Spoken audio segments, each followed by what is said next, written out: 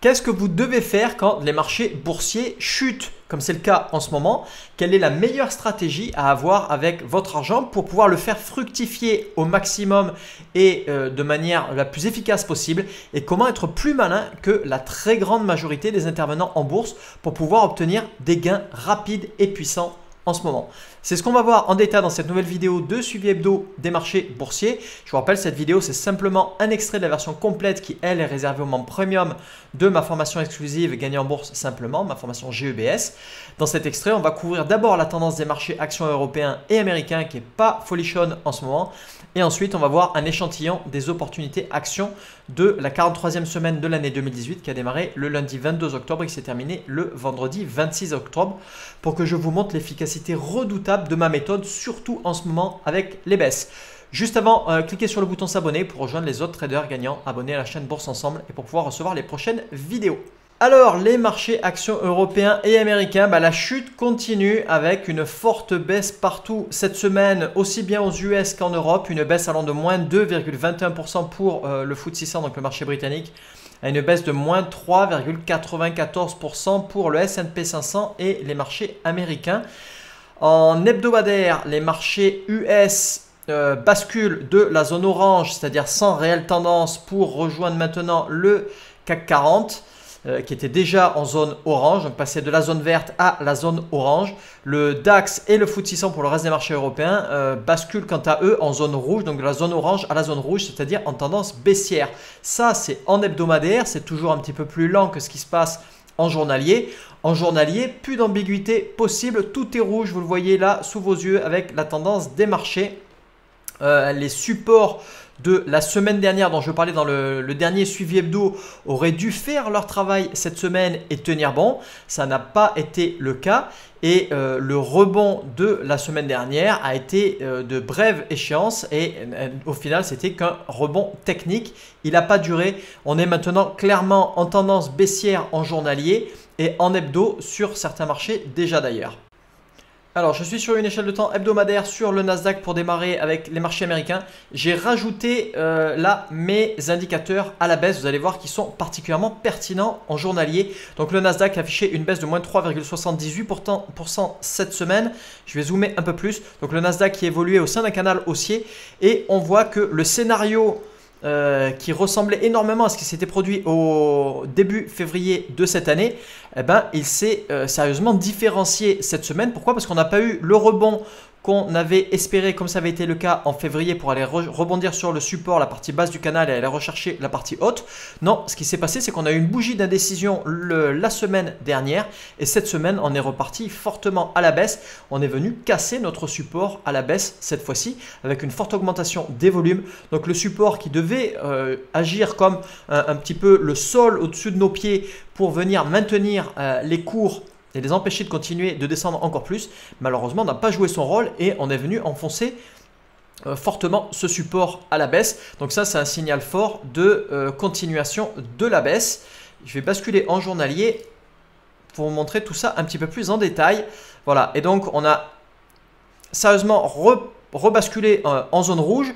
Le gros de la baisse a eu lieu mercredi 24 octobre avec une baisse de moins 4,43%. C'est là où on a véritablement enfoncé notre support pour venir couler encore un petit peu plus dessous. Voilà, donc là maintenant on est clairement enfoncé en zone rouge ici en journalier. Et le prochain support, il est loin. Alors je vais rebasculer en hebdo pour vous le montrer. Je ne l'ai pas véritablement tracé. Alors, le dernier support, il est ici aux alentours des 6520 points. On va avoir ici la moyenne mobile à 100 jours avant. Mais donc, il n'y a plus grand chose pour venir empêcher cette chute du Nasdaq. Le S&P 500, alors le S&P 500, il est venu buter pile poil sur son support aux alentours des 2635 points. Le S&P 500 qui a affiché une baisse de pas loin de 4%, moins 3,94%. Pour rentrer en zone orange maintenant. Donc on n'est plus vraiment dans une tendance haussière ni encore dans une vraie tendance baissière en hebdomadaire. On est dans une zone sans réelle tendance. Les semaines qui vont venir vont être décisives pour le sens de la tendance aussi bien à la hausse que à la baisse. Donc là normalement le scénario le plus probable c'est qu'on vienne rebondir sur ce support, repartir à la hausse et aller chercher le haut du canal. Je vais montrer en journalier.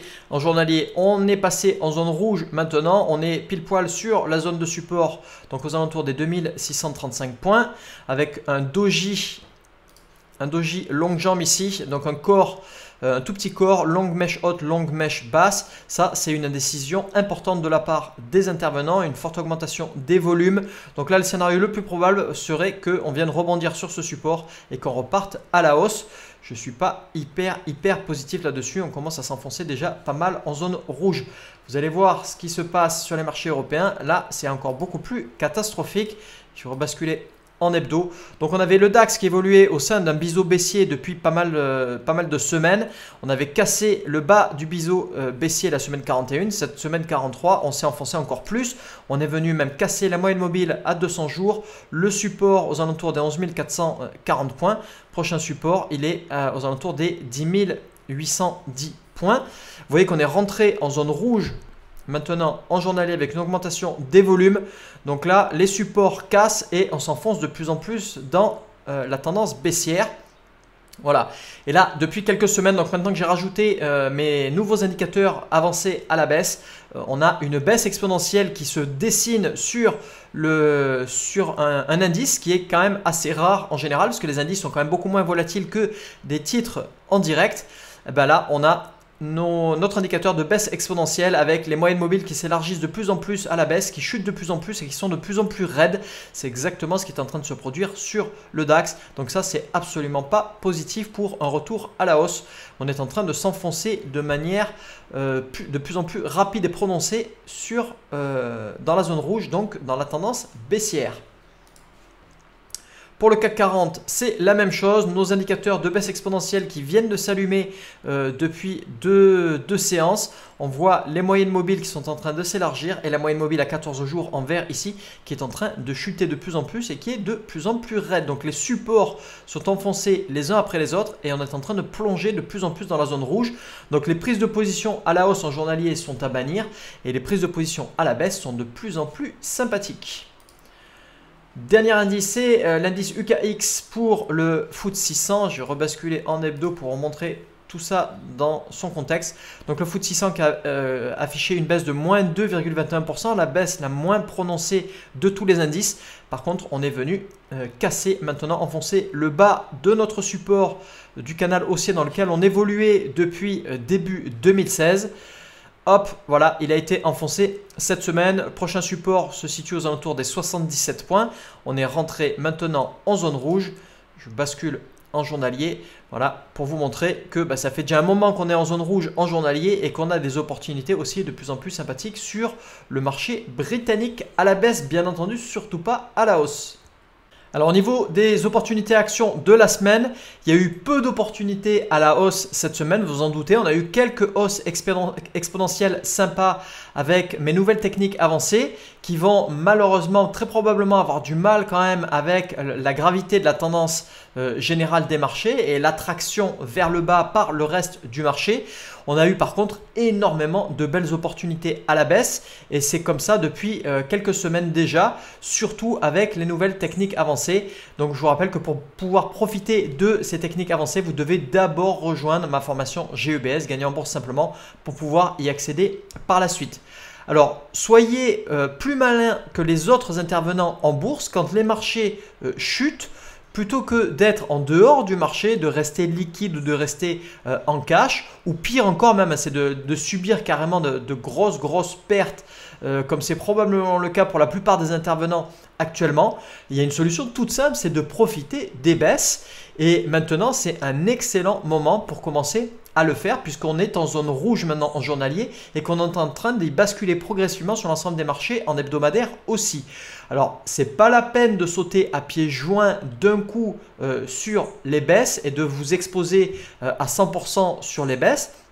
On est seulement au début de la baisse en hebdo, on est déjà pas mal dedans en journalier. Donc vous devez rentrer progressivement sur les baisses avec ou de la vente à découvert ou bien en utilisant des options, donc des produits dérivés un petit peu plus complexes. Donc ouvrez seulement quelques positions à la baisse ou des positions qui sont plus petites que d'habitude En journalier, vous pouvez y aller un petit peu plus fort. En hebdo, on est encore un petit peu tôt là-dessus. Vous aurez tout le temps de profiter d'une belle correction si elle devenait durable. En tout cas, on a l'air bien démarré pour. Mes nouvelles techniques avancées, elles ne se sont pas trompées, elles, et elles permettent de profiter déjà depuis quelques semaines déjà de super gains à la baisse, comme vous allez pouvoir le constater de vos propres yeux.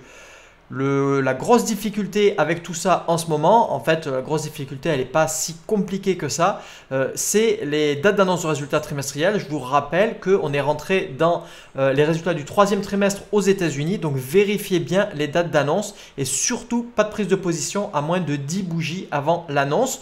On a beaucoup de belles opportunités à la baisse en ce moment. Le gros risque c'est de surtout pas rentrer en position 10 bougies seulement avant. Si vous avez plus de 10 bougies, vous pouvez rentrer en position. Si la date d'annonce de résultats trimestriels elle est derrière nous, il n'y a pas de souci de ce côté-là, vous pouvez y aller plus ou moins les yeux fermés. Allez, maintenant on va aller regarder les opportunités à la baisse. Alors on ne peut pas toutes les regarder, il y en a à plus savoir où donner de la tête en ce moment ou depuis 2-3 semaines. On va regarder d'abord le titre groupe Guillain, donc ALGIL sur Euronext Paris. Hop, PRT m'a fait un mauvais tour.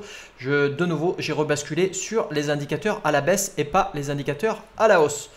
Alors, sur ce titre sur Euronext Paris, on a eu plusieurs signaux cette semaine. Ça avait même démarré la semaine d'avant et encore avant pour des baisses exponentielles. On a même eu un emballement baissier à la clôture de vendredi 26 octobre. Donc là, rien à redire là-dessus. Alors, la baisse exponentielle, superbe.